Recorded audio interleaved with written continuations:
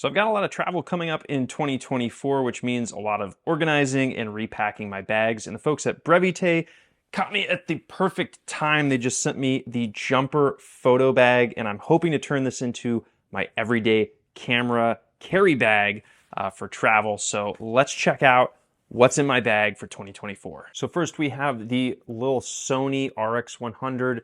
This is a Mark V.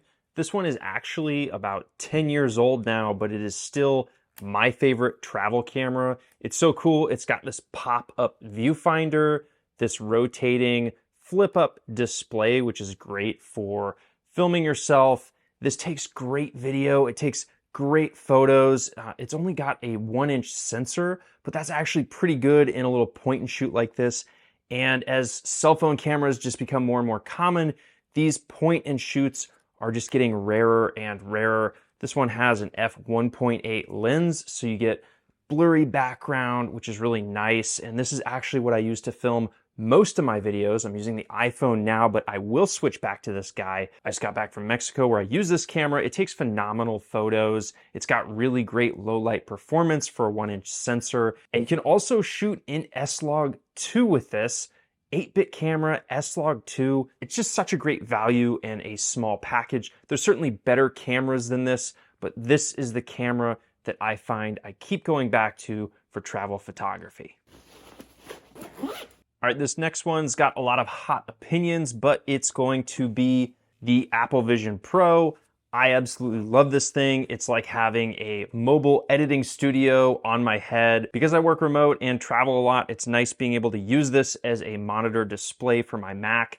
And I have a huge display with me wherever I go. Of course, I wouldn't take this everywhere just because of the price and the risk factor of getting it stolen. But it's certainly made flights more enjoyable. And when I'm working in a co-working space or a coffee shop, yeah, it looks kind of weird when I put this on. But honestly, I forget about it and can just get focused. And what is travel without a passport? So long as you don't lose it. I actually almost lost mine before my trip to Mexico that I just got back from. Had a great time. I don't travel a whole lot, but I'm hoping to change that in 2024. Got a lot of cool trips coming up. Fun fact, most of the international travel I've done, I did in high school on a choir trip where we sang in cathedrals.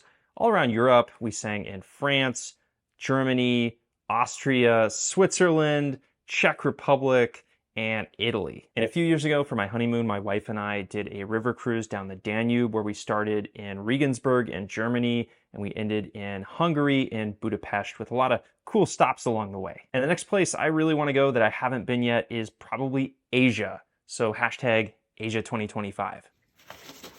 So this is a little Carhartt shoulder strap bag that I picked up. It's really small, it's nice and light. I can fit a passport in here, my wallet in here, put my camera in here and just sling it around my shoulder. I like using this where I'm going somewhere like the beach or to a museum where I can put just a few things in here and be on my way without having to worry about carrying around a backpack full of all my valuable belongings. Next, I have this Joby tripod, which is great for cell phones and small cameras like my Sony RX100. I was actually re-gifted this, and I'm super happy about it because I absolutely love using this thing. A decent pair of headphones, always a must. I have the Apple AirPods. These are an older version. My wife actually has the AirPod Pros, which has the noise cancellation, which is really great for flights. I really need to get a pair of those. But these have served me very well. And what good is a trip without writing down your memories? I have my trusty yellow legal pad. I've used other note-taking tools like the Remarkable and the iPad, but I just keep going back to my trusty yellow legal pads because you can write a note and you can just tear it off and take it with you or give it to somebody, and it never runs out of battery. And I have my M2 MacBook Air. I really love this computer. I went years without upgrading my MacBook. I was using a 2014 MacBook Pro forever until this year. And it's just amazing how fast these Apple Silicon chips are. You don't even need the Pro version to do video and photo editing. This thing does it all and it does it really fast. And a dongle adapter because my new MacBook does not have an SD slot, and this one does. It also comes with HDMI ports. Super handy. You just gotta carry around one of these days. I got some slippers. This is kind of a random one. I picked these up in Oaxaca at a market there.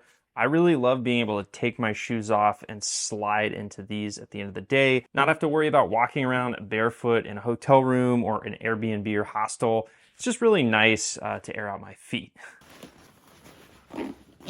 Got my trusty headlamp. This is actually something that I use more often than I thought I would, so I just started carrying it around more. Obviously, great in dark travel situations to see where you are, but can also be used as a nice light for photography and video if you have your hands full with the camera and you don't have your phone or another light to hold. You can just put this on your head and get some nice light when you're shooting. Now, the oldest item in my bag is going to be my pocket knife sheath. This I actually made in Boy Scouts way, way back in the day, and I made this myself. It's a nice leather pouch, and I have one of my mini pocket knives. This one my dad gave me. I always love carrying around a knife, obviously not on a plane, but there's just so many situations where you need a good sharp knife. And then also I have this card pocket knife, the Swiss Army card. It has a little pocket knife that pops out. It also has a little pair of scissors and some other multi-tool functionalities. This thing's really cool and has come in clutch on so many occasions.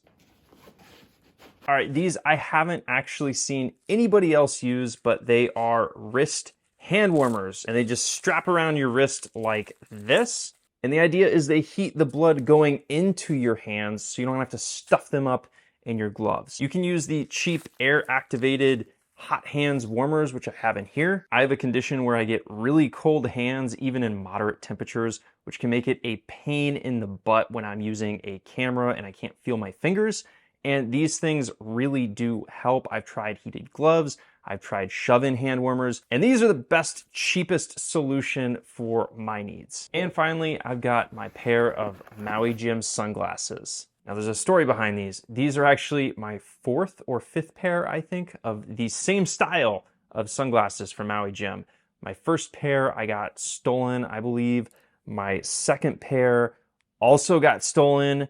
My third pair I left in my old car when I sold it, and the guy who bought it just never returned my calls.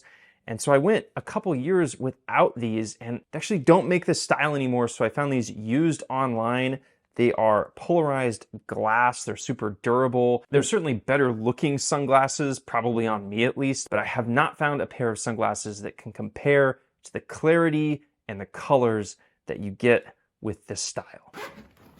So that about does it for what's in my bag for 2024. This is the Brevitē jumper photo. I put a link in the description below if you guys are interested in checking it out. I'm super excited about testing it out this year, and I'll let you guys know how it goes.